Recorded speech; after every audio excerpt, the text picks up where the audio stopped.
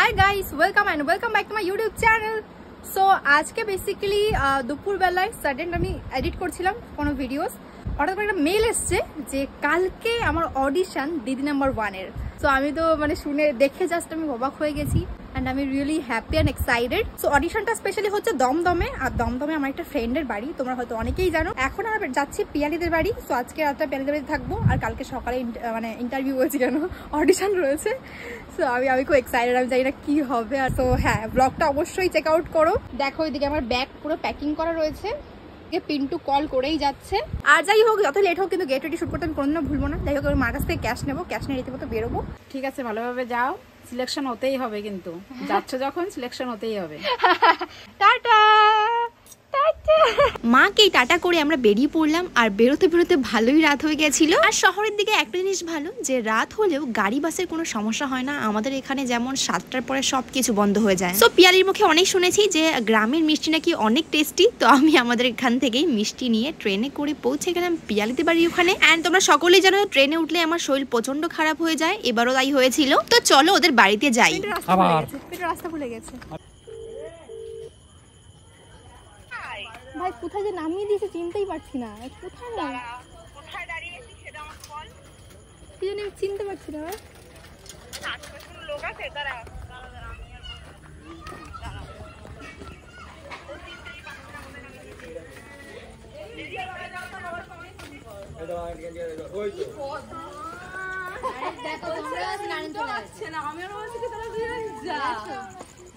অসভ্য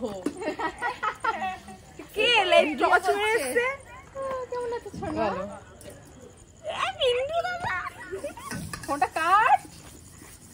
তুই বললি কেন? আমি আর বাবাকে বলবো, বাবা তুমি তো পরে রেডি আনতে যাবে। এই আসো আসো। কেমন আছে সবাইকে তাই বলো। তোমরা এসা কারেন্ট চলে গেছে। আরে ভাবছি কি এখান থেকে আরো কিছু আনবো, কিন্তু এখানে দাঁড়ায়নি। আরে না, দরকার নেই। গাইস, পিয়ালি আমরা এসেছি বলে কারেন্ট নেই নাকি রে? জানি না, সত্যি কথা বল। আমি জানি না, তোদের আশা নিয়ে চলে গেছে। ভাই দেখি দেখি দেখি দেখি দেখি, কিন্তু দাঁড়াও, কেমন দেখাবে? লজ্জাও লাগে না, নেই পালাচ্ছে। পিন্টু একবার দেখি কোথায় কোথায় হাওয়া হচ্ছে এটা দিয়ে।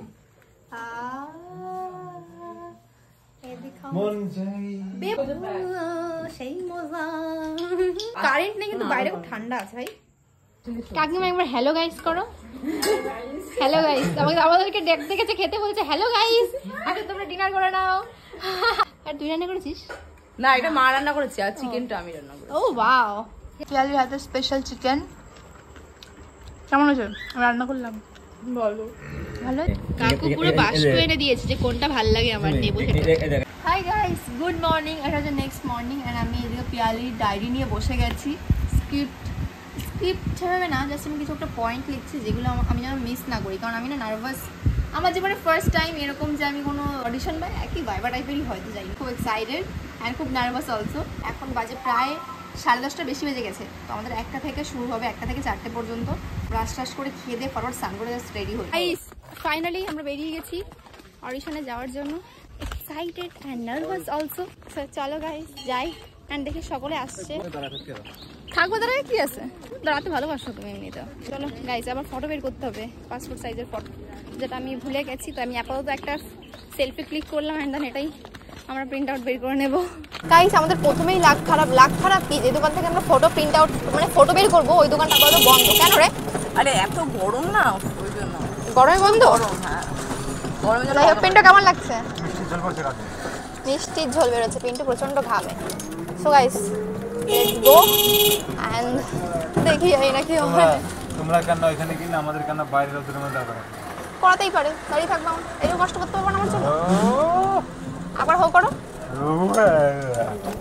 কেন রোদের মধ্যে দাঁড়াতে পারবো? তুমি পারবো দাঁড়াতে? আমার কোনো কাজ থেকে তোমাকে পরীক্ষা দিতে নিয়ে গেছিলাম আমি, মনে আছে? মনে আছে? হ্যাঁ, তোমার তো এক জায়গা ভালো জায়গা বসিয়ে তারপর আমি তোমাকে গেছিলাম। না, মোটে বসি যাওনি, আমি বসেছিলাম। তখন পিয়ালি আমার ফ্যান নিয়ে এসেছে আমার জন্য। আমরা জানতে পারলাম যে একজনের অডিশন অলরেডি হয়ে গেছে, আর আমি আরো নার্ভাস হয়ে যাচ্ছি। আমি জানি না কি হবে। দেখো, পিন্টুর ফোনে আমি একটা ফটো তুলেছি, কেমন লাগছে? এই এত 10টা বের করে দিয়েছে ভাই, কি করবো এই দিয়ে আমি? কাজে আমার লাগে না ফটো, লাগে না সত্যি। ওখানে একটা লাগবে, এই যে যাই হোক দেবে একটা নেবে 30 টাকা, 10টা নিলে 30 টাকা, তাহলে 10টা নিয়ে নেবে। সো গাইস চলো, আমি জানি না, আমার এক্সাইটেড, আমি ভয় পাচ্ছি। গাইস চলে এসেছি আমরা। আমি জানি তোমাদের অনেকেই মনে এই কোশ্চেন আসতেই পারে যে দিদি নাম্বার 1-এ অডিশন দিতে গিয়ে কি করতে হয় বা কিভাবে কি অডিশন দিতে হয়। দেখো আমিও এটা ভাবতাম। সো আজকের ভিডিওতে পুরোপুরি ক্লিয়ার হয়ে যাবে যারা চাইছো পরে দিদি নাম্বার 1-এ যেতে বা অডিশন দিতে। চলো আজকের ভিডিও দেখলে একদম সব বুঝতে পারবে, তো স্কিপ করো না একদমই। আমি যেমন প্রথমবার আসার জন্যই প্রথম দাদাগিরি যেখানে অডিশন হচ্ছে সেখানে চলে গেছিলাম, মানে বুঝতেই পাইনি। পরে আমরা হ্যাঁ ঠিকঠাক করলাম যে ঠিক আছে চলো দিদি নাম্বার 1-এ যেখানে অডিশন হচ্ছে সেখানে যাই। আর গিয়ে দেখলাম যে সব জায়গায় দাদাগিরি লেখা। আমি তো এখানে এসে কনফিউজ ছিলাম যে এটা কি দাদাগিরি অডিশন না দিদি নাম্বার 1-এ অডিশন। যাই হোক তারপরে আমাকে একটা ফর্ম দিয়ে দিল যেখানে আমার নাম, ফোন নাম্বার, ইমেল অ্যাড্রেস, দেন আমি কেন দিদি নাম্বার 1-এ যেতে চাই এরকম টাইপ কিছু কোশ্চেন ছিল, যেগুলো আমি সব এখানে ফিল করলাম। দেন কোথা থেকে এসেছি, আমার অ্যাড্রেস, সব কিছু জানতে চাইছিল। তো সব কিছু মোটামুটি লিখলাম। আমি তো বিশাল কনফিউজ আর নার্ভাস হয়ে যাচ্ছিলাম লেখার সময়। তো সকলেই মিলে আমায় হেল্প করছিল। আর তার আগে রাখি সবার কিন্তু আগে অডিশন হয়ে গেছে, যেহেতু আমরা দূর থেকে গেছি তো আমাদের একটু লেট হয়ে গেছিলো। পৌঁছতে সবার হয়ে গেছে। যখন আমি গেছিলাম আস্তে আস্তে ভিড় শুরু হয়েছিল। ওরা যখন গেছিলো ওরা বললো যখন একদমই ভিড় ছিল না, জাস্ট গিয়েই অডিশন দিয়ে দিয়েছে। আর আমি অলরেডি শুনছিলাম যে কি জিজ্ঞাসা করেছে, বল। সো কিছু বলেছিল, বাট সকলকে না আলাদা আলাদা জিনিস জিজ্ঞাসা করে, তো এটা শুনে কোনো লাভ নেই। সো আমি তাও একটু মনটাকে সান্ত্বনা দেওয়ার জন্য জিজ্ঞাসা করছিলাম। সো আমি ওয়েট করছি, যখন সামনে ভিড়গুলো ছিল একটু কমলে দেন আমি ওখানে যাব। দেখো একটা মেইন জিনিস যেটাই ফর্মে লিখতে হবে যে তুমি কেন দিদি নাম্বার 1-এ যেতে চাও, মানে তোমার লাইফের যে স্ট্রাগল স্টোরিটা জাস্ট তুমি এটা লিখবে। আমিও একটা লিখেছিলাম আমার মন মতন, যেটা আমাকে একটু হেল্প করেছিল একটা দাদা। যাই হোক তারপরে দেখো এই যেই রুমটা এরকমভাবে সবাই লাইনে দাঁড়িয়ে রয়েছি আমরা। একজনে মোটামুটি 2 থেকে 3 মিনিট বা হার্ডলি হলে 5 মিনিট টাইম নিচ্ছে। তো এর থেকে বেশি টাইমে কিন্তু অডিশন মোটেও হচ্ছে না। অ্যান্ড দেখো এই যে আমি দাঁড়িয়ে রয়েছি অ্যান্ড পরপর সব লাইন দিচ্ছে। সো আমিও গেলাম, মোটামুটি আমারও 5 মিনিট টাইম লেগেছিলো। তো এসে এবার আমাকে আবার এখানে সবাই জিজ্ঞাসা করছে যে কী জিজ্ঞাসা করেছিল না জিজ্ঞাসা করেছিল।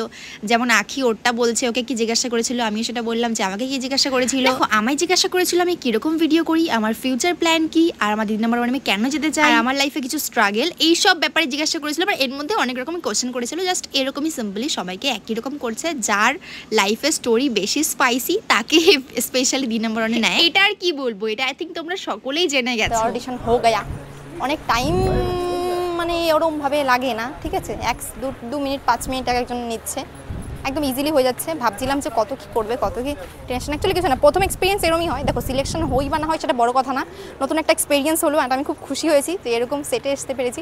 কলকাতা মনে আমি গুনে কয়েকবার এসেছি। তো যাই হোক এখন নতুন একটা এক্সপিরিয়েন্স হলো। এবার রেজাল্ট আসবে আমাদের বলেছে 1 থেকে 1.5 মাস পর। তো তখন যদি কিছু আসে তাহলে তো হবে, না হলে আর হবে না, জানি না। যাই হোক আমি সেটাতে নিয়ে দুঃখ করবো না যদি ধরো না আসে, কিন্তু ব্যাপারটা আমার এক্সপিরিয়েন্সটা খুব ভালো হয়েছে। অ্যান্ড আমরা বসে রয়েছে, দেখো সবাই আসছে। মেয়েটা আমাকে খুব হেল্প করলো, আমার ফটো বের করে নিয়ে আসলো, কত কাজ করলো। থ্যাংক ইউ সোনা, বেস্ট গার্লফ্রেন্ড আমার। ঠিক আছে, তুই আমার বেস্ট গার্লফ্রেন্ড। চল আমরা লেসবিয়ান বলবে পরের দিন।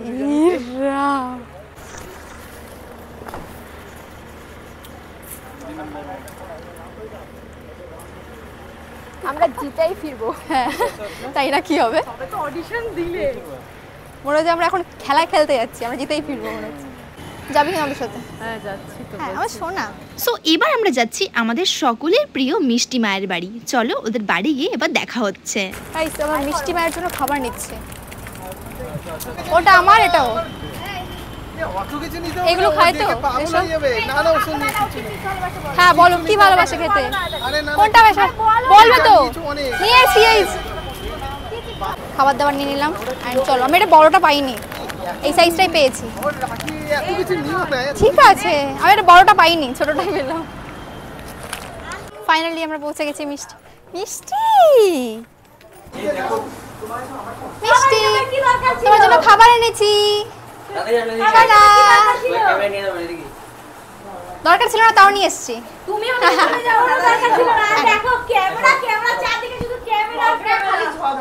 হ্যাঁ মিষ্টি তুমি নাও সোনা, নাও নাও নাও নাও নাও। তোমার জন্য অনেক চকলেটস রয়েছে এখানে, ক্যাডবেরি রয়েছে, দেখো ভিতরে দেখো অনেক কিছু রয়েছে।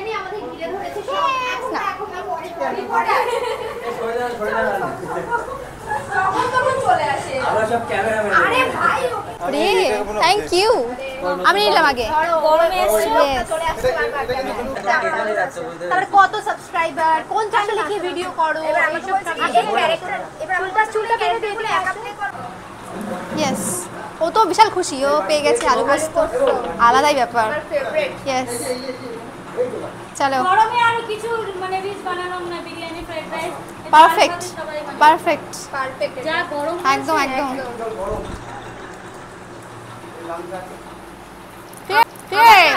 রাজা হচ্ছিস রাজা হচ্ছিস নাকি?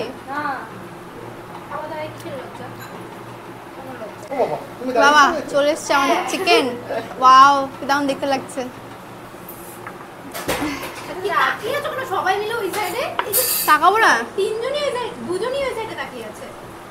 লেগ পিস এবার লেগের জন্য যারা মারপিট করবে দুটো মুরগি, দুটো ঠ্যাং, দুটো চারটে ঠ্যাং। না আমি লেগ দিও না, আমি লেগ খাই না। রাখিকে দিয়ে দাও। এটা রাখিকে দিবে, আমি লেগ খাই না। ইয়েকে দিয়ে দাও, রাজীবকে।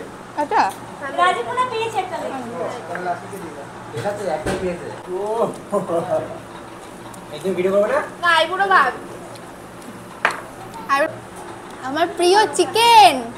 আও অসাধারণ। ওয়াও আমরা নতুন ঘর দেখতে এসেছি। হবে তোমাদের বিয়েতে হবে এরকম এই তোমাকে তোমাকে না নিয়ে ফটো তুলে রয়েছে। তোমাকে না নিয়ে সব ফটো উঠে গেছে মিষ্টি। তুই যাবি? তবে নিয়ে যাবো আমি। হ্যাঁ আমার বাড়ি অনেক দূরে সোনা, সেই চাকদাতে।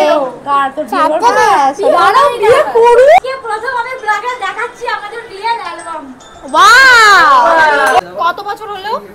6 বছর হে রাখি প্লিজ এইটা কর তুই ভাই। হ্যাঁ এটা আগের দিনে খুব ভালো না। আগের দিনে আচ্ছা এখানে কি আমার সামনে আসছে তোর বিয়ে, আইডিয়া দিচ্ছি ভাই। এরকম পড়লে কিন্তু হেভি লাগবে, বিশ্বাস কর। দাদাকে কিন্তু হেভি হ্যান্ডসাম লাগছে।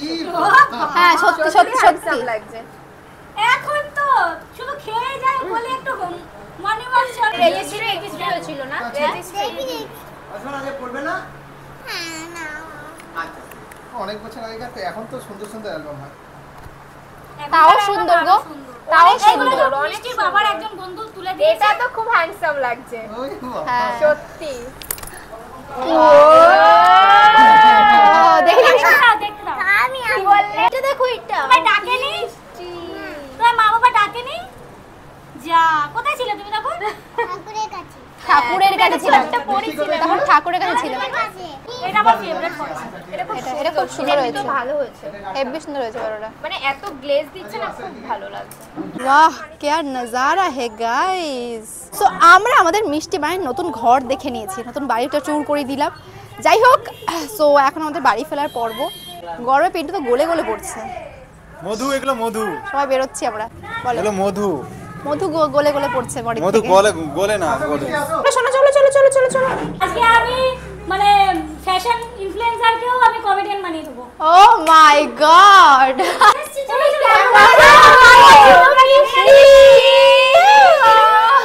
বসো বসো বসো, আমি জল নিয়ে।